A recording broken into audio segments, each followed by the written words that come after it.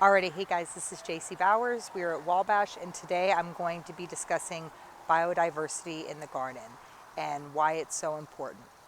So something that happened recently to me was a cardinal laid her nest and had her eggs, and they hatched and everything in one of my tomato plants.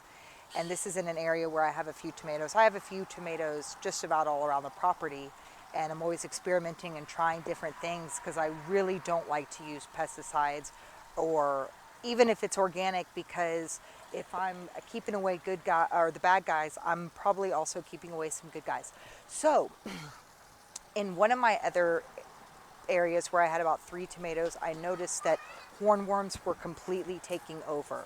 So I started looking at, okay, well, why is this one being affected and my other ones weren't? And one thing I noticed was there wasn't basil anywhere near the bottom of those plants. But second, there were no cardinals nearby. And as I started doing all this research, I found that, because of course I wanted to put a bird feeder and a bird bath right next to the nest. Well, that was a mistake, because then a bunch of other birds showed up, and then they were right next to their nest, so I shouldn't have done that. So I moved those. But what I did was I moved those things around my tomatoes. That way when the cardinals come, they can see the hornworms, which they eat, by the way. They feed their young hornworms. I was shocked that they didn't feed them earthworms, but they do hornworms because there's so much protein. And how all the tomatoes near my cardinals had no hornworms. And I was like, this is amazing.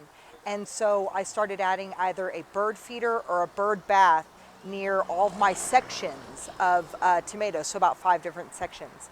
And now I barely notice anything.